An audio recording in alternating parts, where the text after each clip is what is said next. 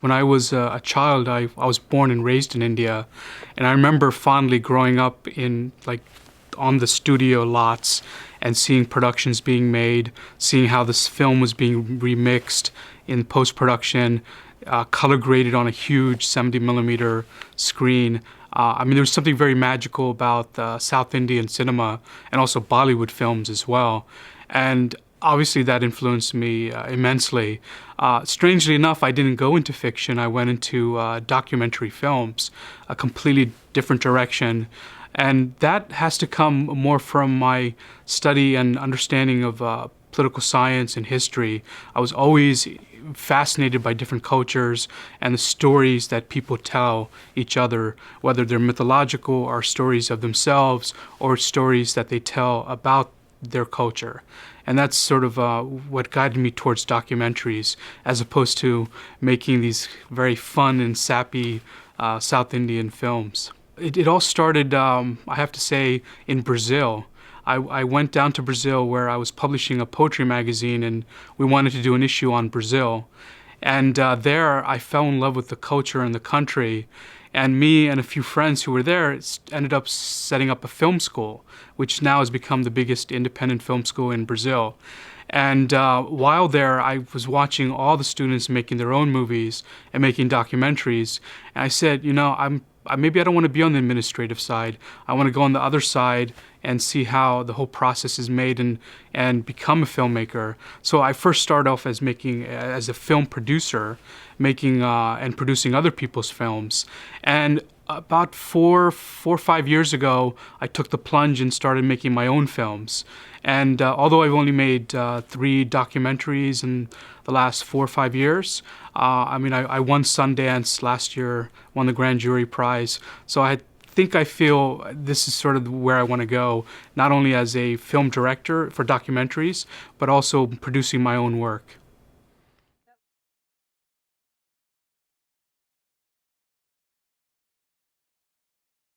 Well, Rattapallax is actually a poetry magazine that I started in 1999, and it focused on poetry and translations, especially from around the world.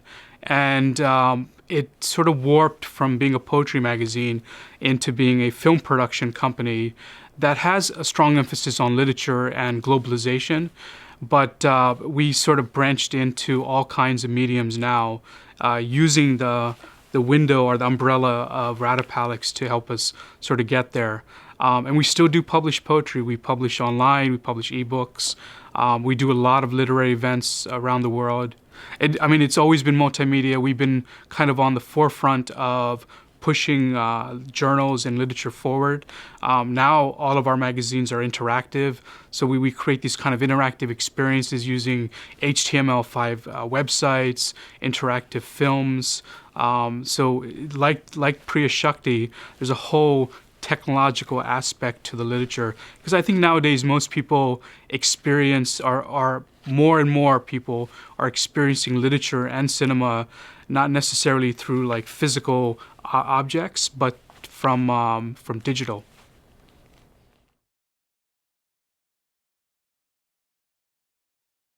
Well, the great thing about the comic book was it was a very strong team effort. So even though I'm the co-creator and writer, there was a lot of people involved, including Dan Goldman, who did the artwork. So I wrote the story, and I was quote unquote like the project manager for the whole thing. But it was very important to involve a group of people, not only writers, artists. We also had impact strategists. We worked with a lot of NGOs, because our goal from the very beginning was to create a comic book that is not only accessible and can reach a lot of people.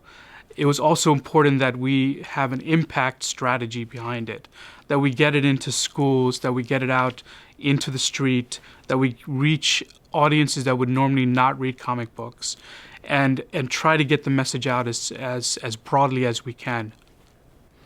Well, initially when I created Priya Shakti, I was thinking about charging a very minimal fee because most books you download or things online are at a reasonable rate.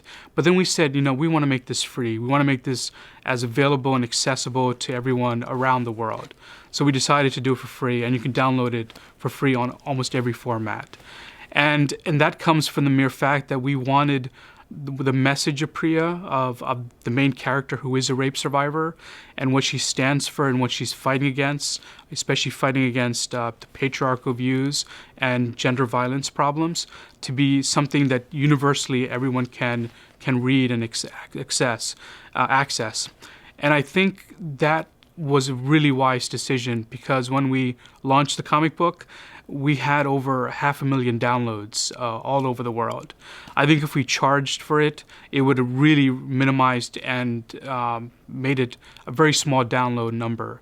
I also think by making it free, a lot of people in other countries, especially in India, which was our main audience, they were able to really see it and read it.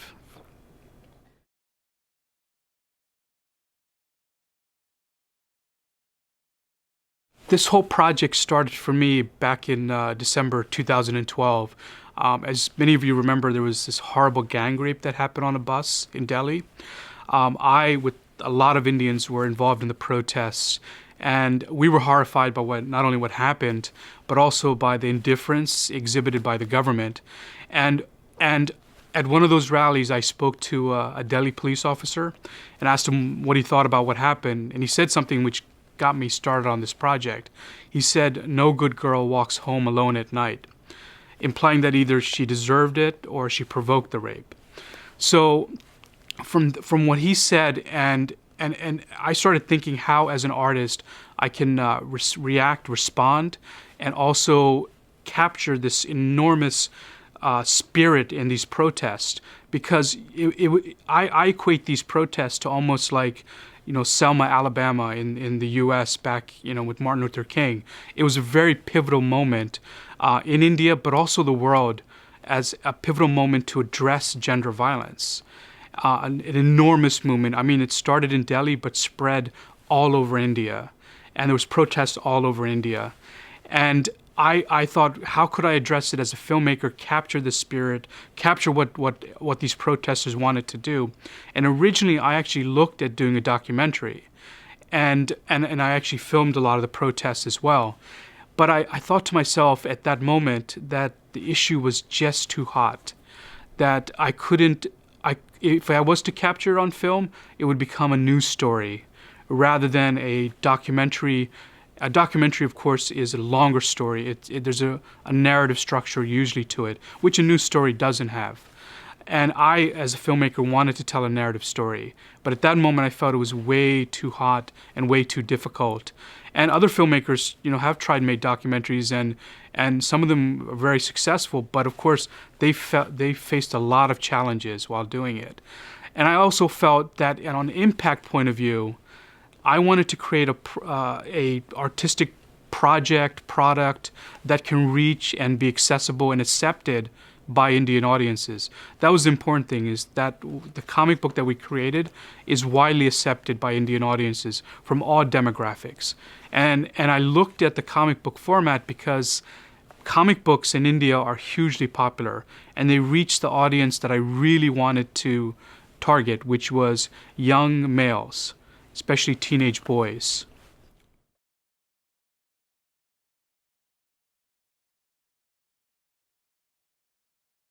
Well, there's actually two parts to this. There's comic book art. There's an enormously popular series that's been publishing since the 1970s, maybe even earlier, called Amar Chitra Katha, and that is the Hindu mythological comic books. In fact, all the creators of Priya Shakti were inspired by those, and how they used mythological motifs to not only tell the story of the gods, but also tell stories of regular people who were faced dire situations. And we like this kind of structure of what they represented. And I think that comic book series, it's hugely popular in India, reached hundreds of millions of kids in the 70s and 80s, and it's still popular today. So we wanted to use what they represented in Priya Shakti. because the important thing is we wanted to use constructs that everyone in India knows. So that when we created our own comic book series, that everyone in India will say, okay, I totally get what they're doing, and I accept it as well. And so that was really critical. And the second part is public art, especially street art. Street art, not necessarily in the sense of kind of Bansky or anything like that, but popular street art, where you would see all over India large murals being painted, whether political or of the gods or of just advertising messages. Those were hugely popular. So we also wanted to create images kind of inspired by that. In fact, one of the really fascinating things we did with the comic book is we took the images from the comic book, especially our main character, Priya, who in the comic book is sitting on a tiger.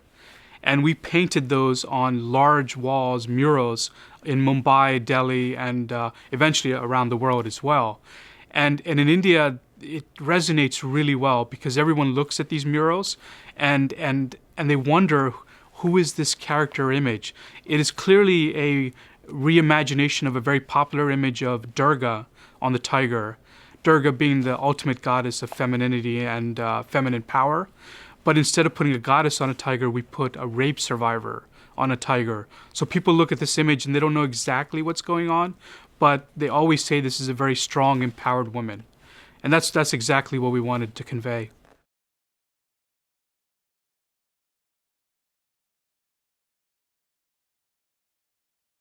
We purposely decided to launch this comic book at the Mumbai Comic Con in December 2014. And this sort of attests to the popularity of comics and also pop culture in India. The Comic Con is attended by hundreds of thousands of people, most of them teenagers. So that was the audience we were trying to reach. And when we launched this comic book at the Comic Con, it went super viral. Like, it was the right venue to do it, and the media and publicity around it just sort of vibed perfectly. And from that, we decided to sort of expand and use the artwork and the imagery and what it symbolizes and do art exhibitions all over the world. So we had a 6-month exhibition in New York City. We had murals painted in London, in Rome, and in other cultures. And this all goes to the core of what we're trying to do, which is the more we have the image of Priya, a symbol of feminine power, a symbol of a woman who has survived rape, a new character in which people can identify with, the more we have her out there in the public, the more it seeps into people's minds that their views of patriarchy and their views towards survivors of rape have to change. There's such a remarkable new thing that we added to the comic book. I mean, it's such a beautiful comic book and a very powerful message. But one thing that kind of gets lost, not necessarily, but does get lost, is it's also the most technologically advanced comic book in the world. So I'm holding up the comic book itself, and it looks like just a normal paper comic book. But if you scan any of the pages or any of the walls, the murals in the exhibition, out on the street, literally animation, video, interactivity pops out of the comic book. And you scan it with an app on your smart device called Blipar. And there's even points where you can put yourself into the comic book and you'll see yourself look as one of the characters, and you'll be looking back at yourself looking at you. Which I think, it is very groundbreaking for its concept and its outreach. When we launched it, we were like, the use of augmented reality became this huge buzz in the industry. We were really one of the first to reach this kind of mask kind of effect of AR, and it's amazing because AR works beautifully with the comic book format, because it turns a comic book into a pop-up book. And that just is purely simple and logical, and it's beautiful. Well, I don't believe we had any direct social impact, at least not yet, because I think it's too early. I do think we had a cultural impact. Obviously, the comic book and the character did resonate with a lot of people, not only in India, but around the world. I think the real trick for us right now, or the real challenge, is to work with our NGO partners, especially Apniap, who's our Apniap Women Worldwide, who is our India NGO and worldwide partner, to get the comic book into schools and to have it translated into Hindi and to reach a broader Indian audience. I think this is a long process that will take time, especially getting the stories and the characters into people's minds, and to change those patriarchal views.